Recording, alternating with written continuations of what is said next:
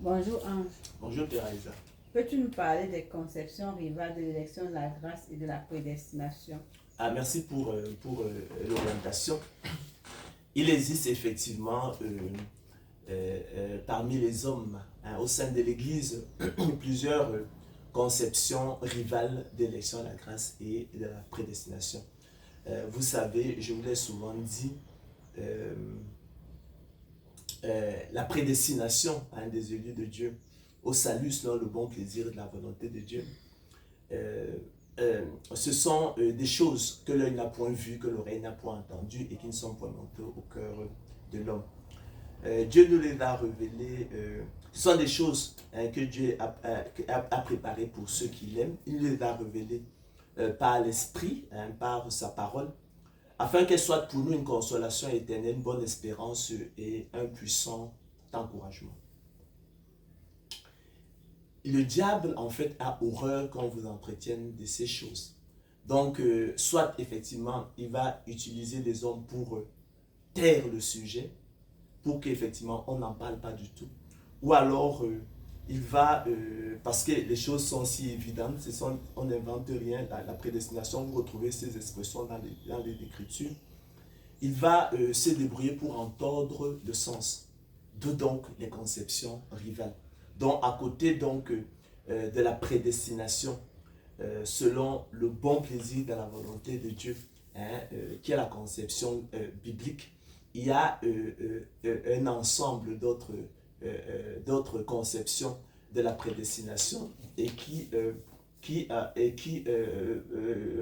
fondamentalement peuvent se regrouper en deux autres catégories.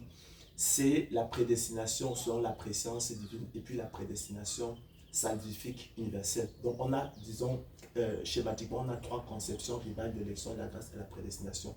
On a la prédestination selon le bon plaisir de la volonté de Dieu. On a la prédestination selon la préscience divine. Et puis on a la prédestination salvifique universelle. Alors c'est quoi la prédestination selon le bon plaisir de la volonté de Dieu? Nous l'avons souvent défini comme le choix souverain et discrétionnaire de Dieu dès avant la fondation du monde, selon le bon plaisir de sa volonté, son propre dessein, le conseil de sa volonté, dans son amour, sans tenir compte de l'incapacité totale et absolue de l'homme animal, cadavre spirituel vendu au péché dont il ne peut rien en attendre, ou plus précisément, en raison précisément de l'incapacité totale et absolue de l'homme dont il ne peut rien en attendre, et son appel efficace par le moyen du don de l'esprit, du don de la foi, du don de la nouvelle naissance, équipant et outillant ainsi ses héritiers qu'il aime de toute éternité pour les rendre aptes et capables non seulement de discerner quelle est la volonté de Dieu, ce qui est bon, agréable et parfait, mais aussi de la faire efficacement de façon à accomplir l'esprit de la loi. Qu'est-ce qu'il y a de fondamental dans la prédestination selon le bon plaisir de la volonté de Dieu? Elle affirme en fait, Thérèse, que Dieu ne regarde pas aux œuvres des hommes. Il ne regarde pas aux bonnes œuvres, il ne regarde pas aux mérites des hommes, en fait aux mérites imaginaires, avant d'opérer son choix. Donc, les bonnes œuvres, autrement dit les bonnes œuvres des élus de Dieu, leur foi, leur acceptation leur acceptation du don de la foi, leur piété, ne sont pas la cause du choix souverain de Dieu qui les précède, mais la conséquence et le fruit. C'est très important.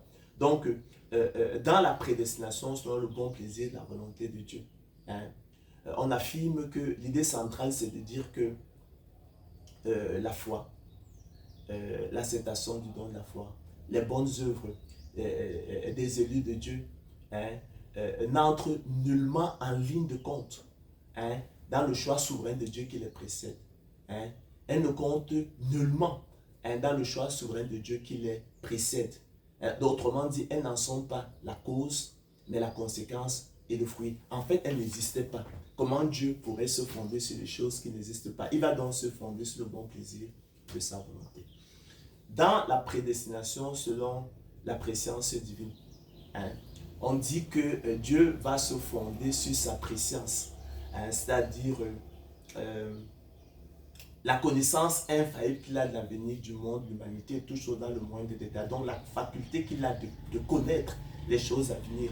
Donc on va dire que il va regarder, en fait, il va se fonder sur la connaissance à l'avance qu'il a de la foi des uns, de l'impiété des autres, des bonnes œuvres des uns, des mauvaises œuvres des autres. Il sait d'avance que tel acceptera le don de la foi, tel rejettera le don de la foi, je ne sais pas, tel aura de la piété, tel aura de l'impiété. Alors il va donc se déterminer. Vous voyez que là, en fait, le diable, c'est une conception de la prédestination qui vide ce bijou qu'est la prédestination de toute sa substance, parce qu'effectivement, une telle prédestination ne sert à rien. Conséquence, et justement, on n'en parle pas. Mais on essaye de séduire les gens avec ça, parce qu'effectivement, ne soyez pas surpris qu'effectivement, lorsque vous entendrez à travers ces entretiens, la notion de prédestination, que vous tourniez vers vos pasteurs, ils vous diront, oui, mais enfin, mais l'Écriture en parle. Mais ce que tu dois comprendre, c'est que Dieu a vu d'avance les bonnes œuvres des uns et les mauvaises des œuvres des autres, connaissant à l'avance la foi des uns et l'impiété des autres, ayant vu à l'avance l'acceptation du don de la foi, le rejet du don de la foi des autres. C'est sur cette base-là qu'il s'est déterminé. Or, c'est un gros mensonge. Vous voyez qu'elle vide la prédestination de toute sa substance et elle devient même inutile. Et comme vous le savez, l'Éternel a tout fait pour un but, même le méchant pour le jour du malheur. Elle fait de l'Éternel un Dieu qui accomplit des œuvres inutiles. Alors, mais cette conception, outre la lecture, outre qu'on peut la déconstruire à travers la lecture allégorique, mais on peut aussi la déconstruire à travers simplement le texte de Romains 9, 10 Romains 9, 10 à 16, selon qu'il est écrit, il s'agit ici de l'élection de Jacob et la réprobation d'Ésaü, selon qu'il est écrit. Et de plus, il en fut ainsi de Rebecca qui conçut du seul Isaac, notre père. Car, quoique les enfants ne fussent pas encore nés, et qu'ils n'eussent fait ni bien ni mal, afin que le dessein d'élection de Dieu subsistât, sans dépendre des œuvres, et par la seule volonté de celui qui appelle. Il fut dit à Rebecca, l'aîné sera assujetti au plus jeune, selon qu'il est écrit, j'ai aimé Jacob et j'ai haï Ésaü. Que dirons-nous donc alors? Y a-t-il en Dieu de l'injustice? Loin de là. Car il a dit à Moïse, je ferai miséricorde à qui je ferai miséricorde, j'aurai compassion de qui j'ai compassion.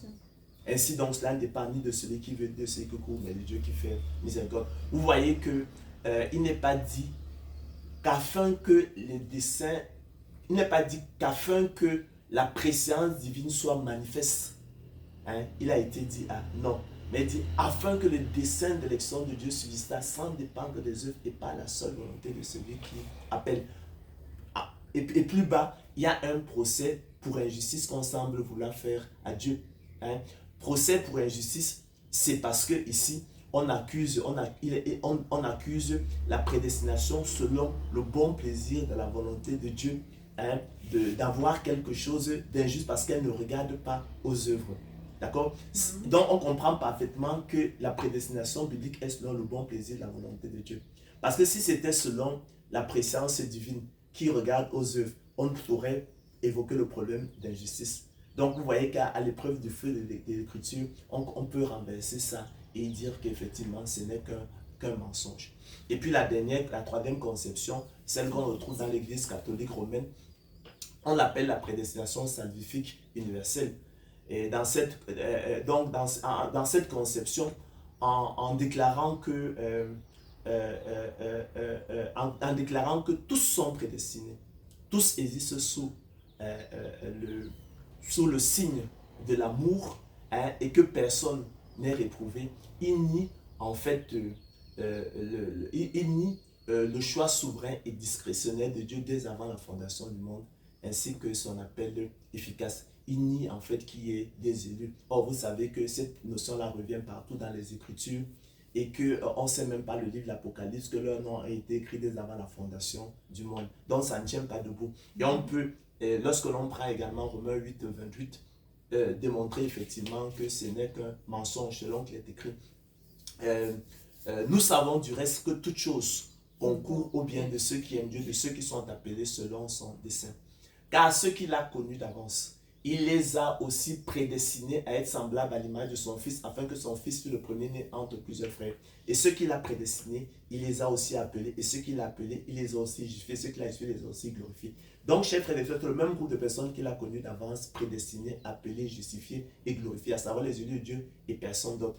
S'il en était autrement, si c'est que tout le monde était prédestiné, ça veut dire que tout le monde a été justifié, glorifié, ça veut dire qu'il n'y aurait pas d'enfer. Cet enseignement est contraire à l'enseignement du Seigneur qui a bien parlé d'enfer. Donc, la prédestination ne concerne que les élus de Dieu.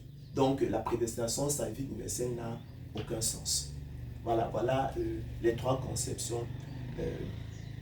Les conceptions rivales de l'élection et la grâce et la prédestination. Et j'ai à cœur, effectivement, que vous entendiez ces choses. Que vous entendiez ces choses parce que vous n'entendez ça nulle part, selon qu'il est écrit.